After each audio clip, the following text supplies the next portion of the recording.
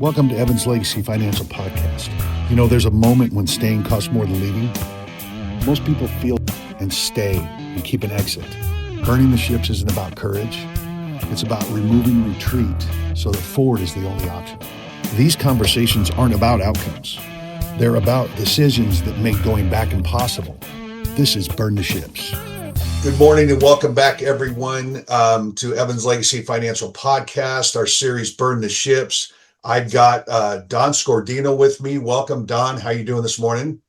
Doing well. Thank you very much. Good. You know, Don here, lifelong resident, Fresno County, entered into real estate at 21 and never looked back. 5 decades later, his career reflects commitment, through market crashes, technology, and constant change. So, Don, my first question for you, your first ships burned, what did it mean to go full-time into real estate from day one at what, 21 years old?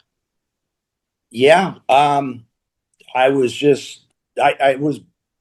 fortunate to have a good work ethic that I got from my father and my grandfather. It's like, there's no sitting around. You go to work and serve people. So that's what kept me going or got me going. Okay. So, you at 21, I'm not sure there's not a lot of these, but what safe alternatives did you leave behind? Like maybe staying at home or whatever. What safety nets what ships did you burn at 21 to go full-time into real estate? I got a good answer for that one. So, I got my license started and I worked for my uncle's company.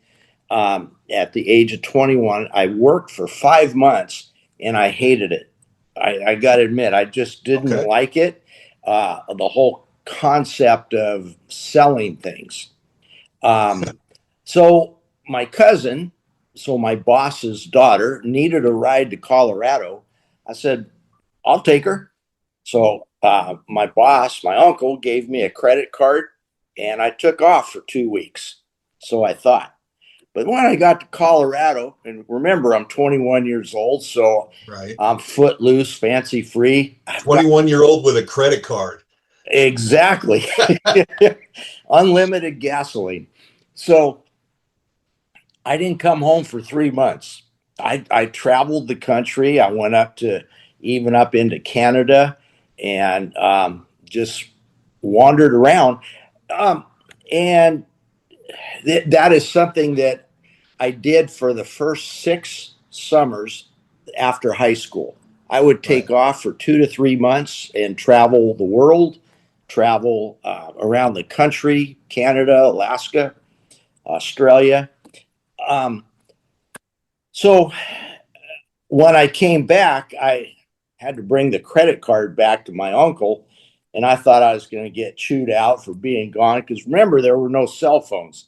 It's not like I was calling in and saying, hey, is it all right if I have another week? So when I got back, I thought I was going to get canned. But instead, they said, we want to make you the new manager. I said, you're serious. What? Why me? Well, how about so-and-so? Oh, no, he quit. How about this one? No, he's been out on a bender for a few weeks. And I looked around the office and I really was the best person.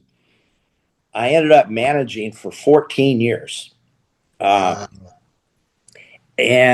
after so I'm going to say that the ship that I burned was after I bought my first home at the age of 24.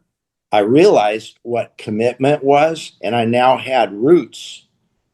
And so I stayed home more, and I still take vacations. I still travel, but they're more normal now. Right.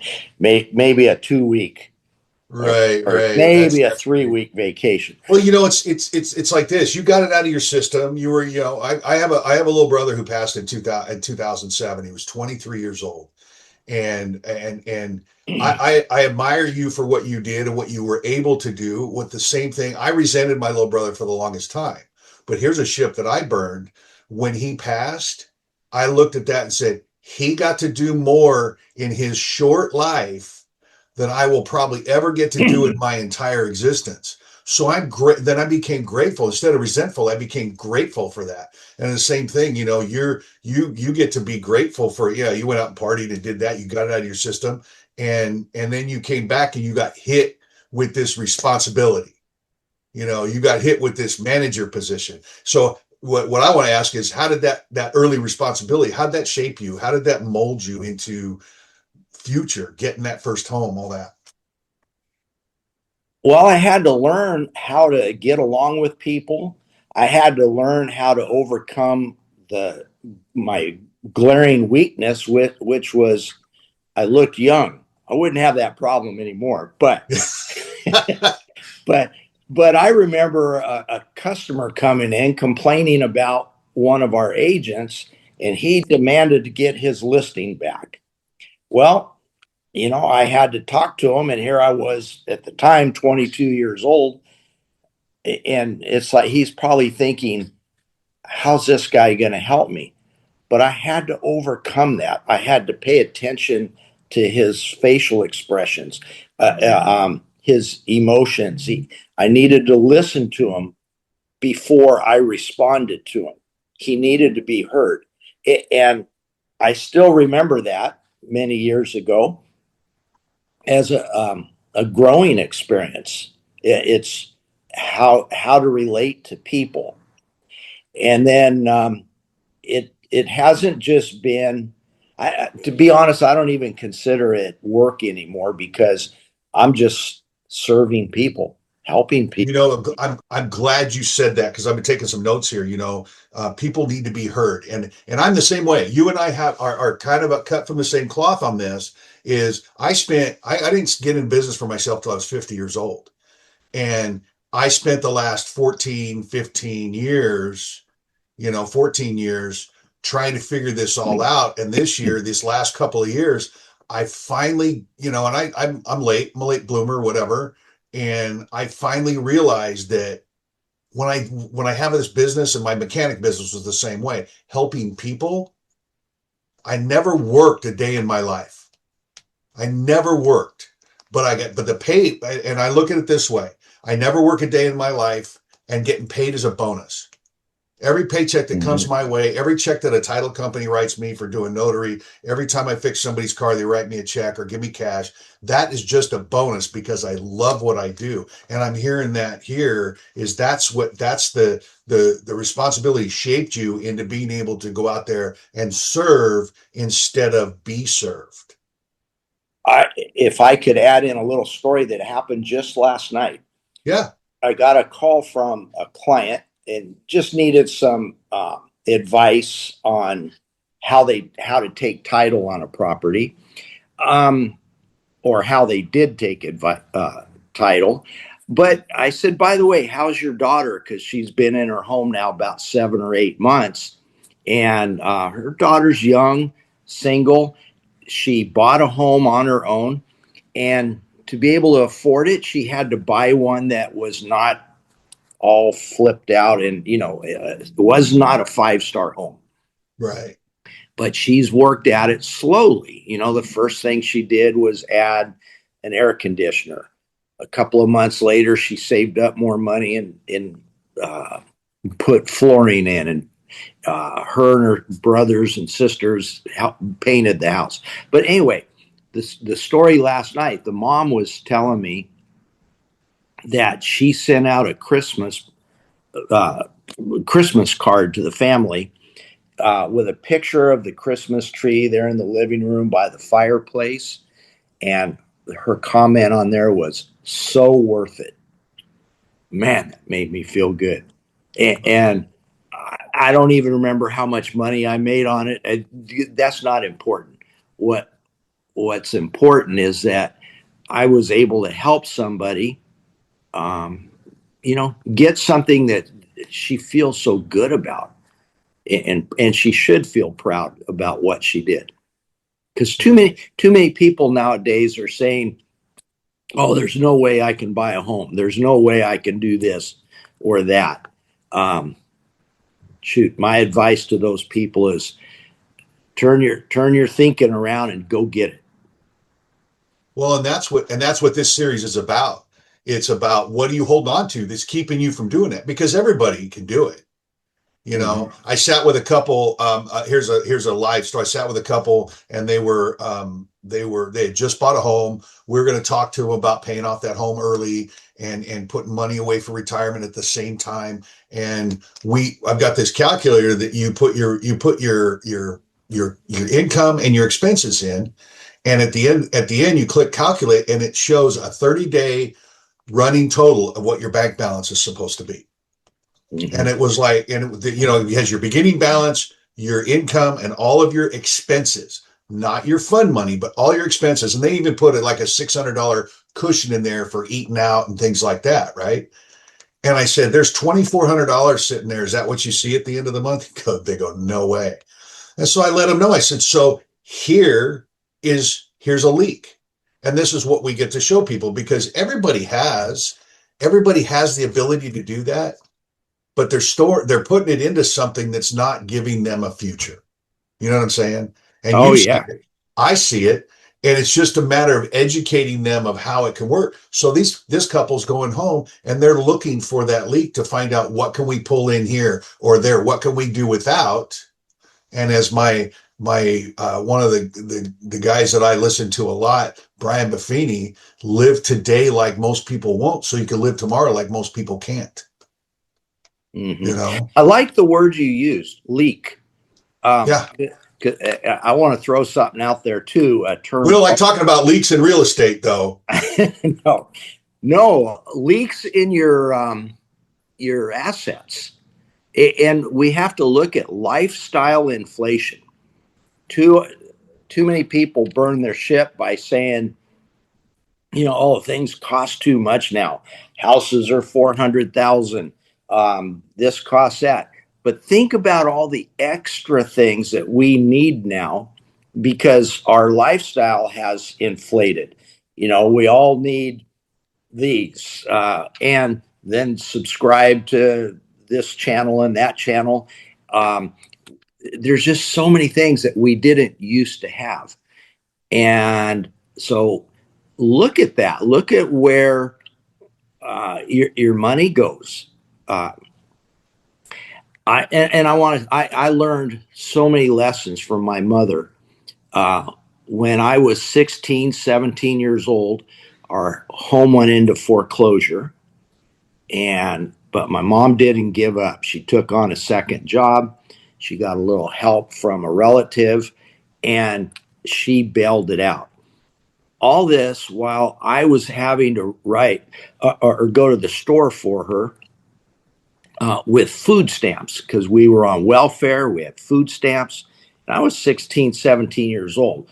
So I hate this when people think, oh, you got where you are because of generational. And I want to stop. I'm going to interrupt you really quick, because that's what I'm looking for. Now, I didn't know that about you, but you know what? That's what I'm looking for. I'm not looking for the silver spoon people and everybody says, oh, look at this. And I was at a meeting a while back, and these two people that were sharing had come up with money and all that. And I says, my audience and my people and my speakers, a lot of them are people like you that, hey, we struggled. And look where we're at today.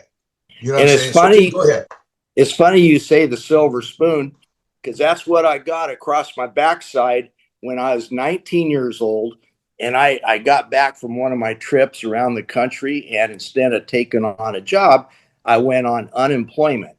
1 week, my mother realized that I was on unemployment, and that silver spoon went across my backside, and she said, my son is not going to be a bum. You get out there and you work. And she was right. That changed my attitude around. I can proudly say that 1 week of unemployment is the only time that I received something, a benefit that I didn't work for. Now, somebody might say, oh, well, unemployment and Social Security, yeah, you work for it. Yeah, but all the for the years and years in between those, I went out and got it. I just believed in, I have to do it.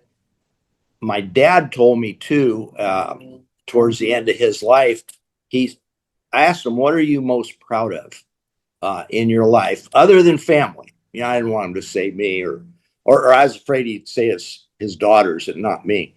But but he said he felt like he was most proud of the fact that he always did for himself. He didn't have to rely on other people to make his way. Right, And right. so that one sticks with me too. And that kind of segues into, accountability, and the question to you is, early on like that, and how did the accountability shape and sharpen your decision-making skills? I think I learned a lesson. I don't know where I learned it from, but it's something I've had all along, and that is deferred gratification versus immediate gratification. Kind of like taxes. Yeah, that's right. But a lot of my friends went out when we were young and they'd go to Tahoe and gamble their money. They'd go out and buy a boat or a fancy car. And I started investing in real estate. I bought my first home, lived in it for about a year, saved up more money, bought a second one the next year, and kept the first one as a rental. And then I did that again and again and again. And today I can say I have a nice nest egg of investment homes that are mostly paid off. And so it's a nice retirement income. Oh, yeah. My goal was to retire by the time I was 30. And and now I'm looking back saying, I'm not going to retire. I like this. Right? Yeah. We like what we're doing, so why go anywhere? Besides, it's fulfilling. And you know what? It keeps us alive longer, to be honest. Oh, yeah.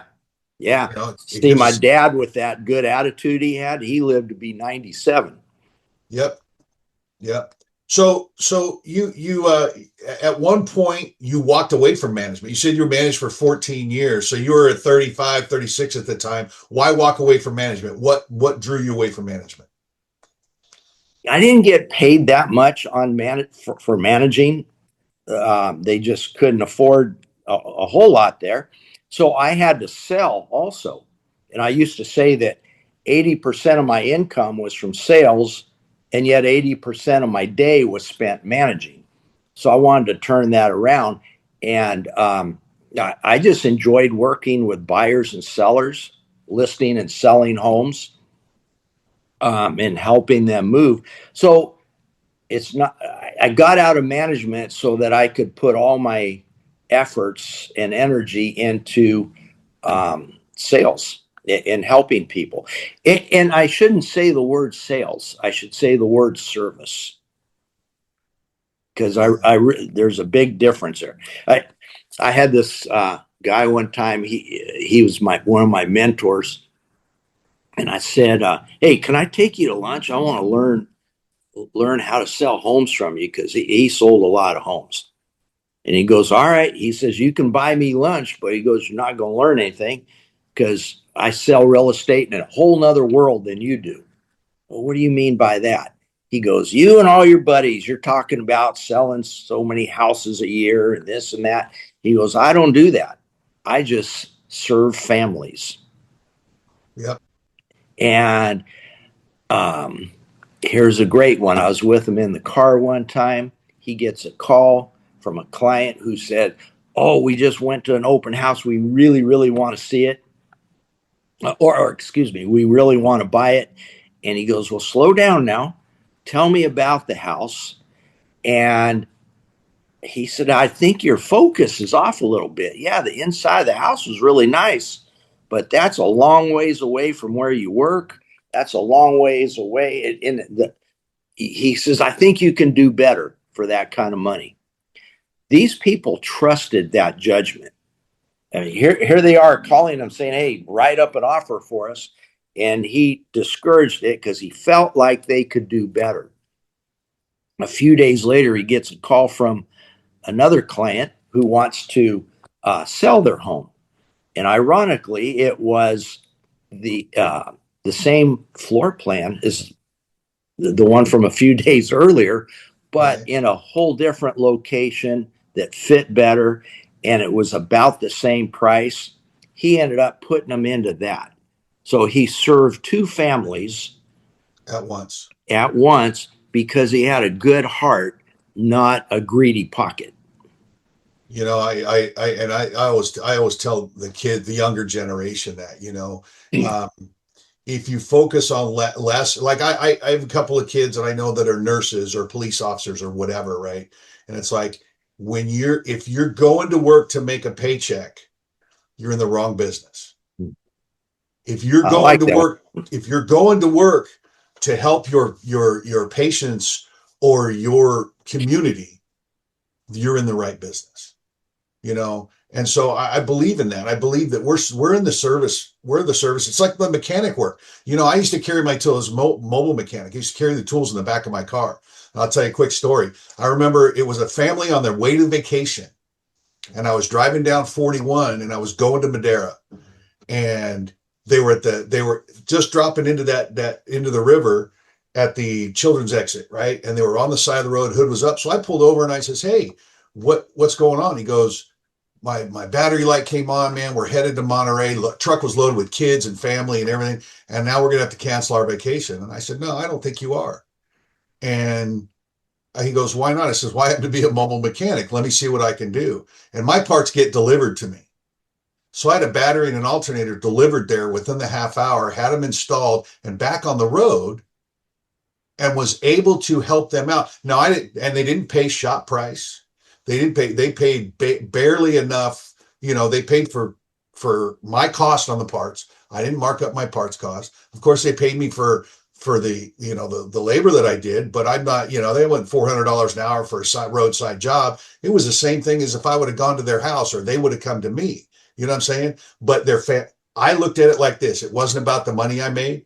It was about that. I watched that family drive off to Monterey on their vacation 1 hour later. And Yeah. that meant everything, and I would stop on the side of the road and change tires for nothing, things like that. That's what we get to do. I even in real estate, when I sold my first house, I said, what's the check on that? I said, I don't know yet. Yeah. It doesn't matter. That's not what's important. What's important is I handed somebody their keys.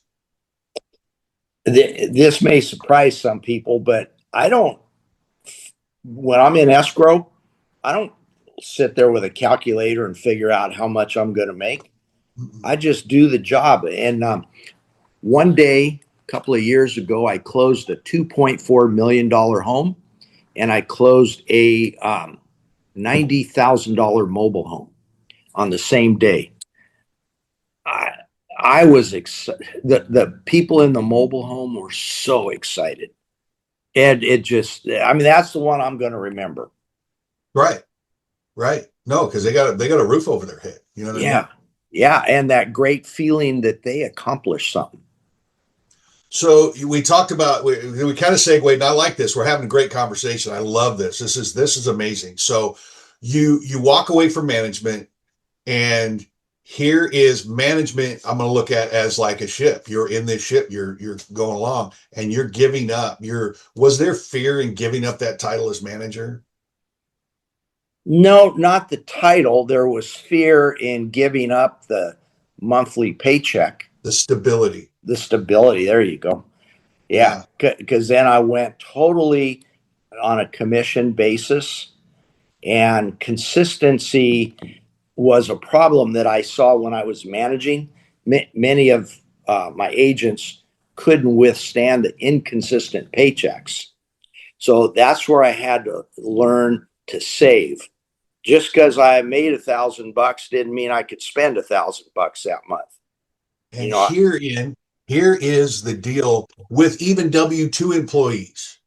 If you're a W-2 employee and you get a paycheck every month, if you're listening here and you're not treating it as if you're a 1099, that the bottom may fall out tomorrow and you have to live for 3 months without a job or without an income, then you're doing it wrong. I'm sorry to say this, but you're doing it wrong. Save up 3 months. And that's what we have to do as 1099 people. That's what we have to do. Even as a W-2 employee, if you, and you said something about a lifestyle inflation. I have a calculator that does that. You put in your income, you put in your lifestyle, and what your percentage of income goes up and what your percentage of your lifestyle goes up. And it looks at the difference between, if your lifestyle didn't go to match the income, how much money you could save. So there's all these ways that we can do this, but I see that. So the fear of losing that paycheck, that stable paycheck, that's a ship that you went out and you lit on fire. Says, okay, I'm not going to depend on that anymore. Yeah. And I was also, there were times when I was, the first few years that I did this, I would get really nervous. It's like, oh man, that escrow canceled or it didn't sell, and I've got bills to pay next month, and it would get to me. So that's where I had to learn to build a reserve. So if I made $1,000, I'd put a couple of $100 in the bank as a reserve. Once I got a reserve up to about 6 months, I felt good. Yeah. And so anyway, that would be my recommendation to people is don't spend 100% of your income. You got to save some of it. Oh, I taught a financial literacy class to some seniors at Washington Union High, and I was having trouble getting them interested in this, So I said, hey, how many of you would like to live on 110% of your income? So whatever your income is, whatever your job brings in, you get to spend 110% of that. Okay, everybody got excited. I got these 17-year-old kids going. I said, all you got to do is get yourself a credit card or 2 or 3 or 4. Now you can spend more money than what you actually make, but the day of reckoning will come. Right. So I said, why not you be your own credit card so you don't have to pay 18% to somebody, save up enough so that, and then you borrow from yourself and you're not paying interest 18%. And if you take it one step further, in my business now, what we do, instead of just saving in the bank where you're getting maybe 1% or it's fixed and you're not getting anything, put a little bit away every month and create your own bank account that pays you 6 to 12% interest per year instead of what's in the bank. And then that you can take loans from. You have the ability to do that too. So credit cards aren't always going to create your own bank account. It's called infinite banking. Mm-hmm. So we have that as well. I'd like to add this in. I always, when I get a phone call and somebody said, hey, my brother wants to buy a home, can I refer you? I said, sure. So I have the brother and his family come in and we talk about buying a home. And this happens a lot. I said, okay, how much a month do you think you can afford? And they'll say, we think $2,000 a month. I go, okay, and how much are you paying now? They pay, let's say, $1,000 a month for rent. I said, and then how much is in your savings account? We only have $500 in there. So it's like, well, how are you going to handle that payment shocks? I said, well, here's how you do it. Until you can save up a little more money, start making that $2,000 a month payment. But pay 1,000 of it to the rent and 1,000 of it into your own savings account. Now you're going to feel comfortable because you can do $2,000 a month. You might even come back in a few months and say, you know what, that wasn't so hard. We can do $2,500 a month. That's called financial conditioning. Okay. I mean, it's what it is. It's financial conditioning. It's just like working out. Yeah. Yeah. See, and I call it a good idea. Yeah, it is a good idea. Yeah, absolutely. So let's turn the corner here a little bit here. And you've been in the business for a long time. You remember the MLS books, right? Oh yeah. So then technology comes along and we go to digital. So how did you adapt to go from that MLS book to digital? I was actually at the forefront of going digital. And now all these young guys call me a dinosaur. They don't remember back then when I was the innovator. I But remember seeing those books, by the way. I do yeah, remember seeing those. oh yeah. And technology has really changed our business. It has. Oh yeah. If you go back to the 1980s, I would have to take uh, a paper contract, write up the offer on the hood of my car, give them their carbon copied their copy, Yep. um, and then you would deliver that to the other agent. Now it's also electronic. I question whether or not people really understand more now with all the digital signatures. I may send out 40 or 50 pages of documents and it comes back in 1 minute, all signed. So you know they didn't read it. Um, Yep. but I believe in full service. And just because a customer doesn't know any better to be lazy or overly trusting, I'm still going to give them the full spiel. I'm going to Right. tell them, yeah, this is what page 1 talks about. Um, page 17, that's some boilerplate things saying, Right. keep your eyes open. Right. And I remember in the short time, because I did real estate for a few years, and I'm still an agent, I still have my license, but I remember, because I came in at a time where we had technology, but I was taught read the contract. And your contract, your home inspection, your pest inspection, you go through it and page by page, not just having them sign it, but explaining everything and going through it, because that is, you called it service. We're serving our clients, and our job is to look out for, job is to protect the public, right? When And it even as a comes, notary, my job is to protect the public. yeah, Yeah. So how do you, here's a good one. So you and I are close in age, I'm guessing, but how do you view AI today? I prefer to use another form of AI called actual intelligence. Because I don't want my brain to get lazy or dependent or use it as a crutch. Now, it can be helpful, but it, it it's still a people business. It's not a property business. So I learned something a long time ago called EI, emotional intelligence. Mm-hmm. And that one you can only do when you're meeting with people and you can see their face. How often can you imagine that this happens where you're talking to a husband and a wife, showing them a home, and the wife is all excited. She loves the home, but the husband, you can just tell by the nonverbal cues that not ready for it. It might be that grimace on the face or the locked jaw. So by having emotional intelligence, you can best serve those people by slowing the process down and helping them to get aligned, whether they are aligned to move to put an offer in on it or to wait and see more homes, whichever way it goes. But you can't do that one by text or email. Right, right.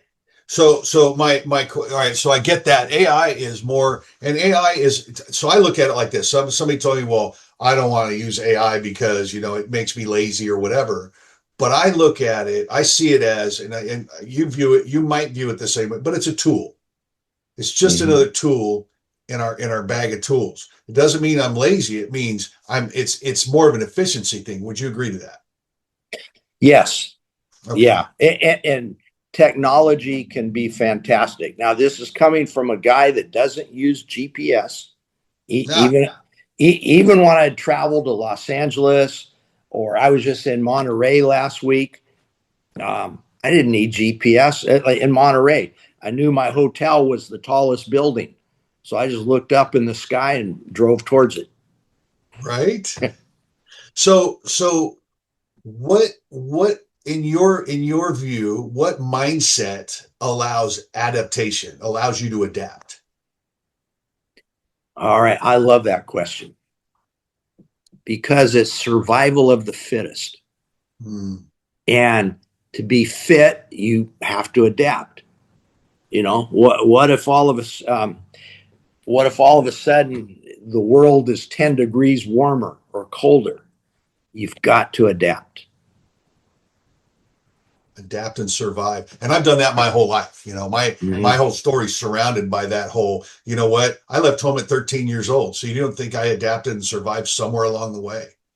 You know? I Yeah, mean, you so would have to.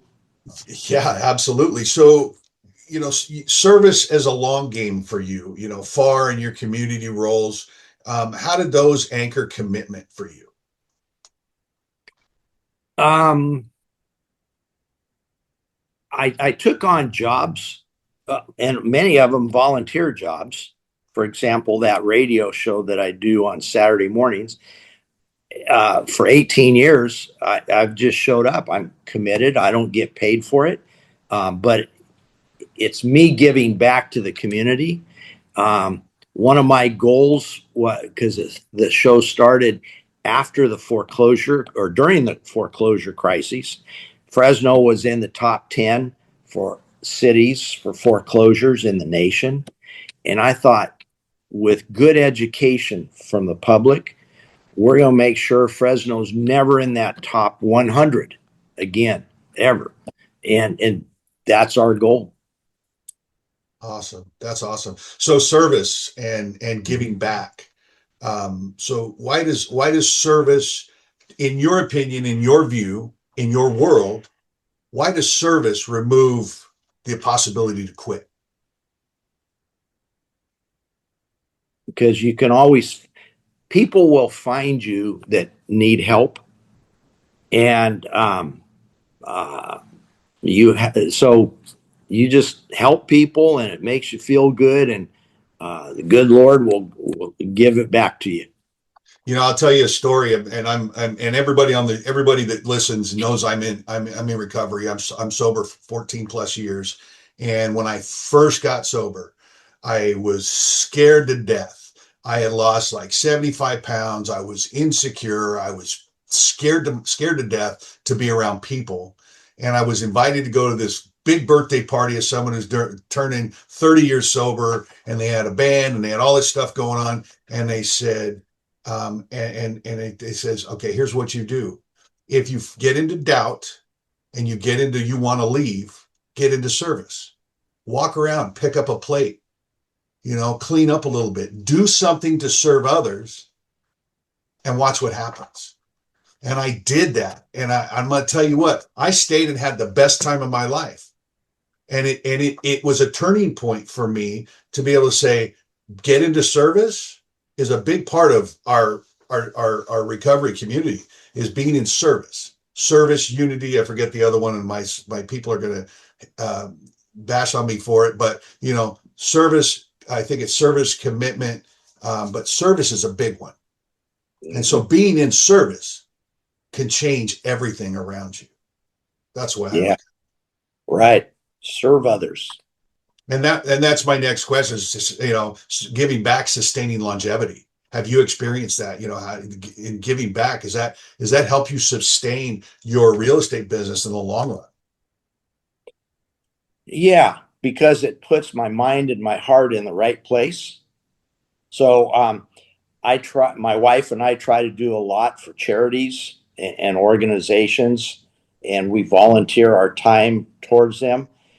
And it's good practice to then when I come to work, I'm in the same mode of giving back.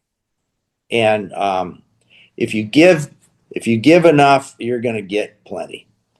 I believe in that 100%. So what keeps someone in business for 50 in the business, in real estate, or in your business for 50 plus years? Well, I'm actually 3 months shy of 50 years. So, All right. All right. so, okay. So one time I was talking to my young nephew who he said, "Hey, what advice can you give me for starting my own business?" Now, he was an attorney, and working in the environmental sector.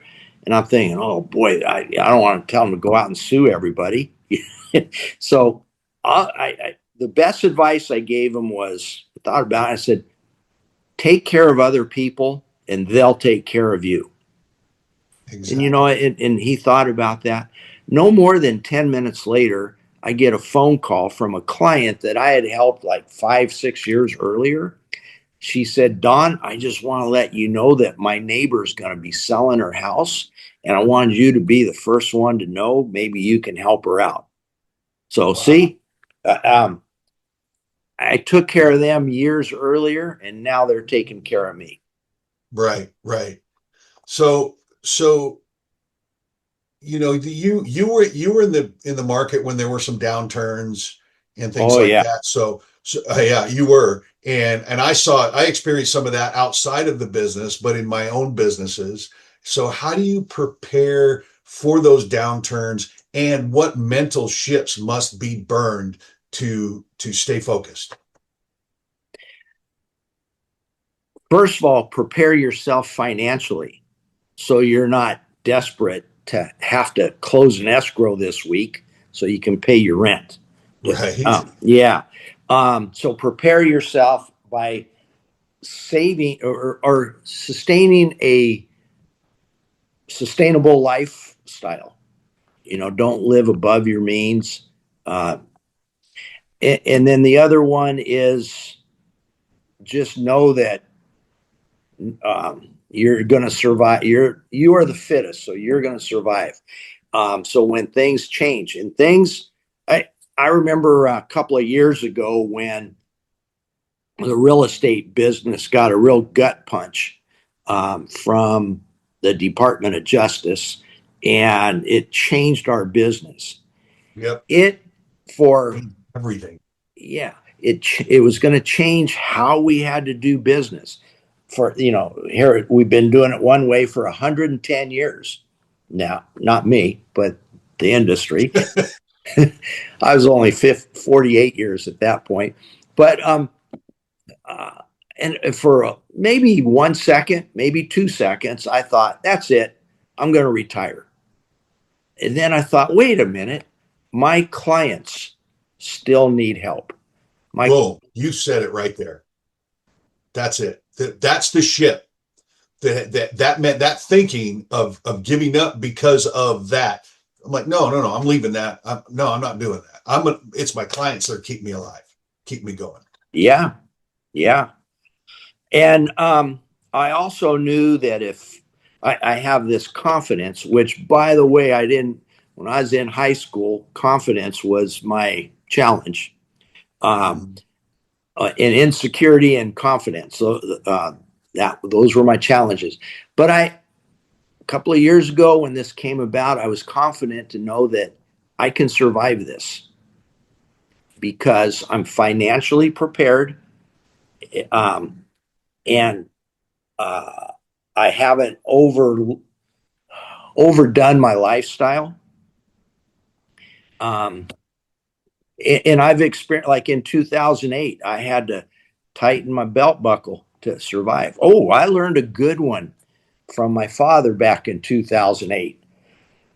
I called him up and I go, hey, what was it like during the Great Depression? Because I'm getting a little bit scared here. I can't go on unemployment because I'm self-employed. Right. I can't go on welfare because they're going to tell me sell one of your houses. And I was going to say, well, that's my problem. I can't sell a house. So anyway, he goes, oh, don't worry about it. Well, what do you mean, don't worry about it? Man, this is scary. He goes, you're in the service industry. He said, even during a depression or recession, that just means half the business went away. If you can stay in the top half of your industry, you're going to get your fair share. Bingo. He nailed it. That gave me that goal to stay in the top half of my business. And sure enough, yeah, there were people that, despite the recession, had to move because of a job transfer or had to sell because of life happening. So there was always work. And I remember too, during that time period of short sales and foreclosures, probably I'd go out on, let's say, 4 listing appointments and only get 1 listing because I was able to convince the other 3 to hang in there. So not that they sold or went with someone else, but I was able to show them how they could. I served them. I showed them how they could work their way out of their issue with the home. And then sure enough, 5, 6, 7 years later, they'd call me up and say, hey, we're in a good spot now. Now we want to move. So I was able to keep business by just serving people rather than serving myself. Exactly. And that circles us back to that whole thing that if you're going to work for a paycheck, you're in the wrong business. If you're going to work in any job, I don't care what it is, a mechanic, a nurse, a doctor, a lawyer, hairstylist, whatever you're doing, whatever your job is, sweeping floors, janitorial, if you're there for a paycheck and not to serve others, find something else to do. That's my I like that. So as we wrap it up, couple of things for those out there to speaking of service. So what ships or things that new agents are holding on to today do they need to burn and let go of? The overuse of technology. Okay. It's still a people business. And you can learn so much from someone's facial expressions. So let me expand on that, because I think I know what you're talking about. I see a lot of images out there of agents that are AI portrayals. I see a lot of it. Now, I've done a couple of AI videos myself as just a clip here or clip there. I've gotten away from that, but things like that, images and clips and videos and all that, and letting AI do the work for them. That's kind of what you're talking about, right? Yeah. Or in communication between agents. There are some agents that say, just text me. Yeah. Don't call me. Yeah, I'm with you on that. You're preaching to the choir there, because I have, there's a lot of, and I can't point any fingers. There's a lot of agents out there. Some of them I've called in the past. It's like, hey, this is so and so, blah blah blah blah blah, and then text me to get a faster response. Yeah. That, to me, that ship needs to be burned. That needs to be let go of. We even sat, I think you were there in an MLS meeting one time, and we talked about this, and we talked about the personal, the interaction. When I go into where did I go one time? I went somewhere. I went into a Taco Bell to order tacos, and I'm like, looked at the screen, and it's like, I don't want to use that. I want to talk to a human being. And the girl goes, well, I can help you order on the screen. I said, I don't want to order on the screen. Can't you take my order? She goes, no, I can't. That is where we're going. And that, to me, that's a ship that needs to be burned globally. We need to get back to the one-on-one, the personal relationships, because that's I'm sorry, but I honestly, I'm not going to get political, but I kind of am. That's what's dragging this country down today. Yeah. And let me give you an example going the other way. So there's a Jimmy John's sandwich shop just down the street here, and I eat there. I go in there once a week or so to get something. When I open the door, I hear a Don, how are you? And that's because we have a personal relationship. If I had to just order through a kiosk, we wouldn't have that. They wouldn't know who I am. Of course, I tease them all the time when I go in there, so they're going to remember me. But I enjoy that. I'm going there for the experience, not just the sandwich. And I think that people today that are listening, if you're listening today, think about having an experience rather than just. And I'm sorry, but it's a selfish society. I want it all. I want it now, and I want to go back to my corner. What do you think we could learn? I mean, I'm not asking this question, but I'm talking to the public here. What do you think we could learn if we just got back to that right there, having an experience with someone? Because you never know the connection, the next connection you make may be the most important one you've ever made in your life, and you could be missing out on it. That's how I see it. Mm-hmm. I can't tell you how many clients I've served where I met them because they were a bank teller. Now, I could be doing online banking, and I do that too, but I still like that personal interaction. They get to knowing me, and I get to know them, and they know what I do. So when they're ready to buy a home, they'll call me. Exactly. So my last question to you before I wrap it up, before I close this out, what would you tell your 21-year-old self? Don't ever give up. Adapt, because it's survival of the fittest in this world, according to Charles Darwin, and he's right. He's right. He's right. All right. Well, you know what, Don, I want to thank you I really do want to thank you for being here. I have, the question I have, everybody listening, what ships are you still protecting that no longer serve you, or they're going to take you down in 2026? Think about that as you listen to this series, because I'm going to bring on a whole lot more guests. They're going to have just as powerful as a story and commitment as Don here. Don, thank you so much for being a part of this. I really do appreciate you, man. Well, thank you. I enjoyed it. All right, everybody, have a nice day. Thanks for tuning into the Evans Legacy Financial Podcast. If you got value from today's episode, share it with someone who needs to hear it. Don't forget to subscribe and follow us for more real conversations that move the needle in life and business. Until next time, keep building, keep growing, and never stop chasing what matters.